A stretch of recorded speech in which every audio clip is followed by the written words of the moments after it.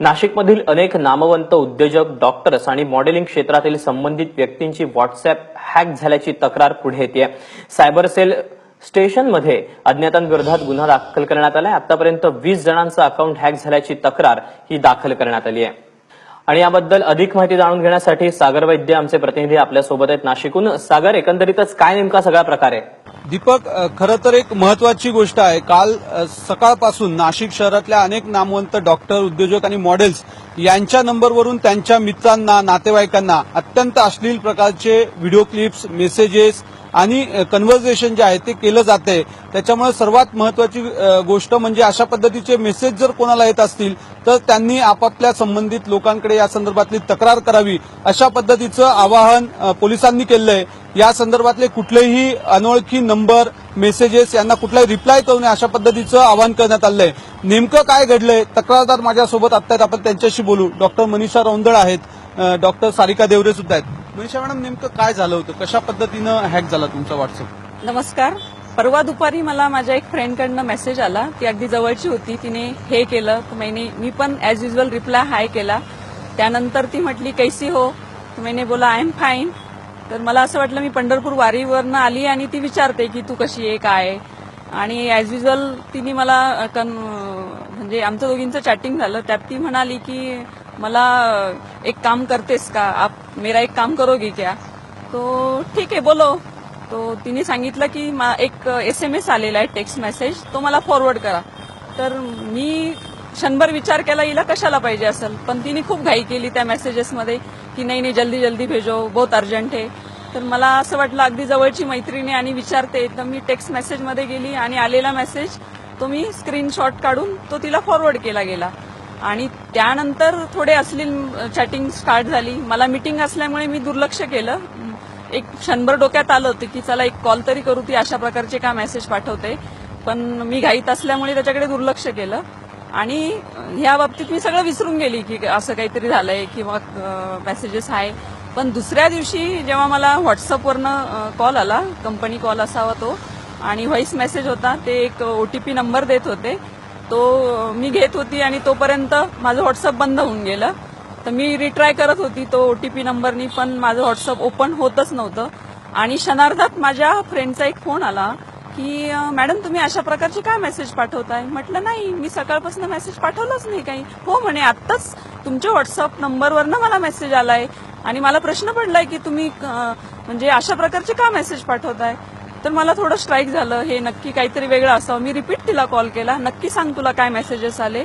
तर तिला सांगायला ते कसं तरी वाटलं की नकोय असं सांगायला, म्हणून मी तिला म्हटलं की मला काल अशा प्रकारचे SMS आले, सेम तुला तसे आले का? हो एक्झॅक्टली तसेच SMS अश्लील मेसेजेस मला आले।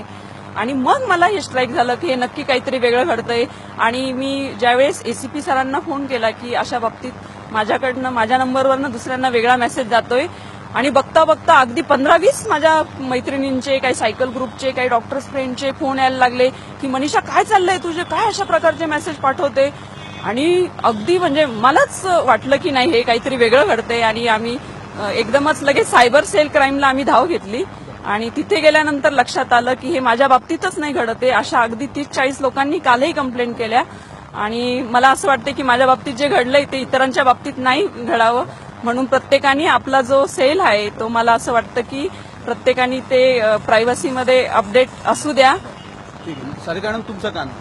सर, ह्यांनी जे सांगितलं तसंच माझाही अनुभव आहे की मला एका जवळच्या मैत्रिणीचा व्हॉट्सअप आला, तिने हाय हॅलो केलं, मी हाय हॅलो केलं, मग ती म्हणली अरे तुझे एक लिंक भेजी है, फास्ट मुझे वो लिंक फॉरवर्ड कर। तर मी म्हटलं हिला लिंक माझ्या नंबरवरून मी का पाठवायची, पण तिचा रिप्लाय आला की प्लीज मुझे बहुत अर्जंट है, तू जल्दी भेज। तर मी ती कॉपी पेस्ट करून तिला पाठवली आणि त्याच्यानंतर जे अश्लील आणि घाणेरडे मेसेजेस, जे मी वर्णन करू शकत नाही अशा प्रकारचे SMS यायला लागले। मी त्या मैत्रिणीला फोन केला की अगं तुम्हाला का बरं असे SMS पाठवतीये? ती म्हटली अगं माझा मोबाईल दुसरं कोणतरी ऑपरेट करते आणि मला स्ट्राईक झालं की माझा मोबाईल हॅक झालाय। त्यानंतर आम्ही सायबर सेल क्राईमला जाऊन यांच्याकडे कंप्लेंट केली आणि बाकीच्या मैत्रिणींना पण वॉर्न केलं की जो तुम्हाला 6 डिजिट व्हॉट्सअप कोड येतोय तो कोणाशी शेअर करू नका, नाहीतर मग सगळ्यांचे मोबाईल पाठोपाठ हॅक होत आहेत। इथे कुठल्याही असोसिएशनचा काही संबंध नाहीये।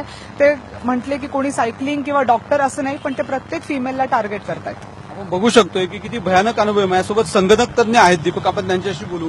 विशाल, मला सांगा, हे जे काही अशा पद्धतीने हॅकिंग केलं जाते, कशा पद्धतीने प्रिव्हेंटिव्ह राहिलं पाहिजे लोकांनी?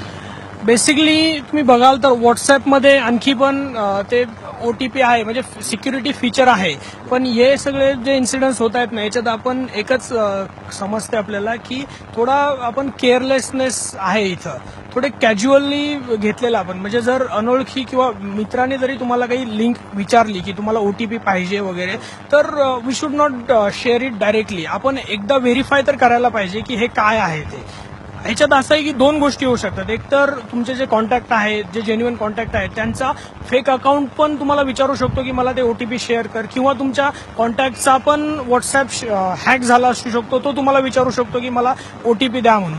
तर बेसिक सिक्युरिटी मेजर हेच घेतलं पाहिजे की तुम्ही तुमचे जे प्रायव्हेट इन्फॉर्मेशन आहे, OTP वगैरे, हे कधीही कोणाशी शेअर नका करू. त्यामुळे व्हॉट्सअप युजर्सची चिंता वाढवणारी खरं तर ही बातमी आहे. नाशिकमधील अनेक नामवंत उद्योजक, डॉक्टर्स आणि मॉडेलिंग क्षेत्रातील संबंधित व्यक्तींची व्हॉट्सअप हॅक झाल्याची तक्रार पुढे येते. काहीतरी तांत्रिक बिघाड आला, त्यामुळे नाशिकपर्यंतचे व्हिज्युअल्स आपल्यापर्यंत पोहोचू शकत नाहीयेत. दरम्यान अनेक जणांचे जे व्हॉट्सअपचे अकाउंट आहेत ती हॅक झालेली आहेत. कदाचित हा व्हायरस तुमच्यापर्यंत सुद्धा पोहोचू शकतो, त्यामुळे याची काळजी घेणं हे तितकंच गरजेचं आहे. आणि याबद्दलचे जे अधिकचे अपडेट आहेत ते आपण सागरकडनं पुन्हा एकदा पाहणार आहोत. तुर्तास सागर, धन्यवाद दिलेल्या माहितीबद्दल.